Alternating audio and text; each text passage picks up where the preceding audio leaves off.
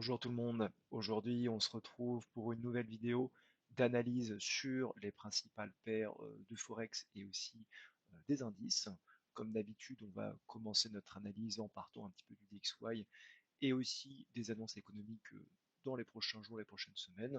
Il essaie de pouvoir un petit peu essayer de cerner ce que peut nous proposer le marché, voire identifier les principales zones d'intérêt que le marché peut aller chercher dans les prochains jours ou semaines pour les personnes qui tradent un petit peu. Alors comme à notre habitude, hein, on commence par une analyse des annonces des prochains jours. Donc on peut voir que cette semaine va être un petit peu chargée, hein, mercredi et jeudi. Donc on a le PPY et le CPY qui risquent de faire un petit peu bouger le marché, mais ça sera encore plus le cas, hein, vraiment à partir de la semaine d'après, notamment le 17 avec le FOMC. Donc c'est quand même une annonce que tout le monde attend. Donc il risque d'y avoir beaucoup de volatilité dans les prochains jours et surtout dans les 2 prochaines semaines, à voir ce que le marché nous propose. Cela fait aussi un peu plus sens par rapport à ce que nous propose le DXY, parce qu'on peut voir que là, hein, par rapport aux dernières semaines, il est quand même vraiment en phase de conso, très peu de variations sur les clôtures et les ouvertures. Donc il y a des grandes mèches, hein, qui viennent liquider un petit peu toutes les positions. On est vraiment sur du seek and destroy. Là, on voit que le marché vraiment est dans l'attente de l'attente des annonces, surtout celle du 17. Et on peut voir d'ailleurs, hein, qu'il y a quand même une belle phase de conso actuellement. Donc notamment ici, on a vu prendre le plus bas de la semaine dernière. Donc pour le moment, l'équité au-dessus n'a pas encore été prise. Donc on peut en tout cas s'attendre peut-être ici à une rejection et venir prendre justement cette zone de liquidité là, notamment avec une target assez intéressante ici, comme le plus haut de la semaine précédente, donc celui-ci. Donc plutôt intéressant. Le plus haut de cette semaine, donc à partir de lundi, là aujourd'hui quand je tourne, donc on est le 7, le dimanche 7 au soir. Donc le plus haut ce sera celui-ci, donc on peut très bien anticiper une prise de liquidité dans ces niveaux-là, que ce soit cette semaine ou la semaine d'après, avec les annonces, ça on ne sait pas encore, il faudra voir. Mais en tout cas pour le moment on a bien pris la liquidité au sud pour repartir un petit peu. Alors c'est pas parce qu'il y a on est sur un seek and destroy qu'il n'y a pas forcément des bons setups à prendre, hein. Il peut très bien y avoir des setups intéressants, notamment cette semaine, il y avait quand même du beau volume. Donc il y a des choses, hein, qui sont toujours intéressantes, notamment là sur la journée de lundi et même en fin de semaine, donc il y avait eu quelques annonces économiques, mais il y a quand même des choses intéressantes à faire. Pour le moment, donc moi sur du court terme, c'est vrai que DXY me paraît plus bullish dans le sens où on a pris l'équipe dans le sud et qu'ici on a quand même une grande trendline qui risque de se faire liquider assez rapidement, surtout qu'on n'a toujours pas pris la liquidité, hein. On voit que les highs sont toujours plus basses sans forcément prendre ceux dessus. Euh, Plutôt intéressant, surtout que là, quand on regarde en weekly, on voit on a toujours cette zone-là, hein, de VG qui tient plutôt bien le marché, donc c'est plutôt intéressant, surtout que quand on regarde donc sur les principales paires, notamment l'euro et GBP, on peut voir que les setups sont vraiment en miroir, hein. Typiquement ici, pareil, on a pris la liquidité au nord, on voit qu'on a quand même une très bonne phase de conso, donc on peut s'attendre aussi pareil, hein, à venir liquider les plus bas, donc lui en première target, et je pense qu'on pourrait très bien prendre ce niveau-là juste après, hein. Donc plutôt confluent par rapport à l'analyse qu'on a sur le DXY. Donc à mon avis, c'est des choses qu'on peut peut-être retrouver cette semaine, notamment ce niveau-là. Pourquoi pas celui-là avec les annonces de mercredi et jeudi. Et pour le GPB, donc on est à peu près pareil. On voit, hein, que le GPP est quand même plus faible que l'euro, hein.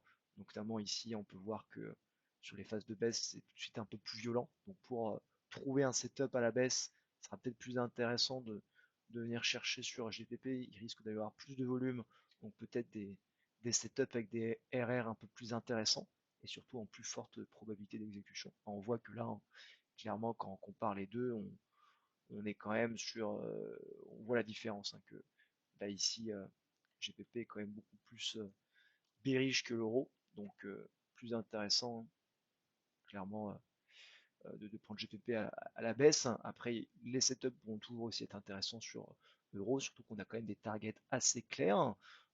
Et derrière, on a un peu quand même les mêmes setups aussi hein, sur toutes les paires, donc il y a quand même une confluence assez générale, comme quoi on prend la liquidité à chaque fois pour aller chercher l'autre hein, sur une dynamique de seek and destroy. Et si on est sur AUD, la NZD, USD, on est à peu près pareil, hein, USD CAD également, donc là on vient rebondir ici sur le FVG et on vient faire donc une énorme mèche pour repartir.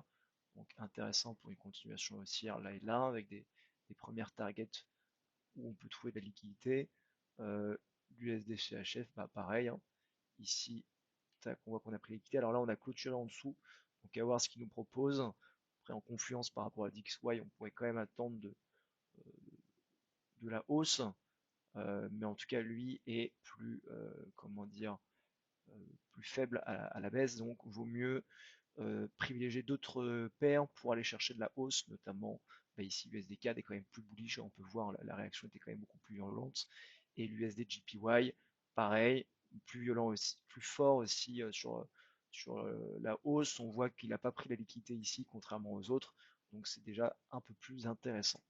Derrière, donc si on veut se pencher aussi un petit peu sur les principaux indices, donc notamment le S&P 500 et le Nasdaq, donc là qu'on voit qui a pris la liquidité ici. On n'a pas clôturé au-dessus de l'OB, donc ce qui est quand même un petit peu dommage. Mais on est quand même toujours sur une dynamique qui est assez boule. Quand on regarde hein, ici, on voit qu'on a un beau FVG, qu'on a rebondi dessus. Et là, hop, ça repart à la hausse. Et sur du H4 aussi, on voit qu'on est revenu en discount pour rejeter et derrière sûrement repartir à la hausse. Donc c'est aussi des setups qui peut être intéressant. Donc CB est plutôt bullish sur le S&P et quand on se regarde un petit peu le Nasdaq, si on compare, on voit que ici, bah, il y a quand même une petite différence comme quoi le S&P est plus fort que le Nasdaq, hein, parce qu'ici on n'a pas pris la liquidité, donc potentiellement pour aller chercher de la hausse, peut-être privilégier le S&P. Ici on a pris la liquidité, donc le Nasdaq est un peu plus faible. On voit qu'on a eu une belle réaction haussière. Pareil, là j'aurais bien aimé quand même une clôture au-dessus pour confirmer hein, la tendance haussière. Là on a une prise de liquidité, donc pourquoi pas effectivement d'avoir un petit retracement avant avec un petit signe d'entrée ici et pour ouvrir le setup, mais ça devient aussi intéressant. Et ici, donc on n'est pas encore arrivé en discount. On pourrait très bien effectivement peut-être retracer un petit peu avant de repartir, mais pour le coup, là aussi on est plutôt sur des biais bullish. Donc en conclusion, hein, on est toujours un petit peu dans l'attente. On le savait de toute façon, le mois de septembre va quand même être assez riche, assez riche en volume et surtout en annonces. Donc faites attention, toujours attention. Là, on est vraiment sur une conso qui est assez visible, hein. Donc à partir du moment où on va venir ici, on risque de tout casser. Ça va swinguer très très fort à mon avis. Donc à voir si on vient prendre ces niveaux avant les annonces de notamment fin de semaine, milieu de semaine, donc mercredi et jeudi sur le PPI et le CPI. En tout cas, on attend vraiment l'annonce du 17. On voit que le marché hein, est dans l'attente, hein. Il y a quand même, on saute depuis pas mal de temps, donc on verra comment ça va se passer. Mais ça risque d'être assez intéressant en termes de volume. Je vous remercie en tout cas d'avoir regardé cette vidéo. Si vous avez des questions, n'hésitez pas à les poser en commentaire, me faire un part aussi un petit peu de votre retour, ce que vous pensez un petit peu de ces analyses-là, et si vous avez aussi des suggestions, soit sur des paires ou d'autres indices à regarder. Là, l'idée, c'est surtout de voir un petit peu les, les essentiels, mais si vous voulez que dans une prochaine vidéo, je vois aussi d'autres paires ou d'autres indices, n'hésitez pas à le dire en commentaire. Je vous remercie.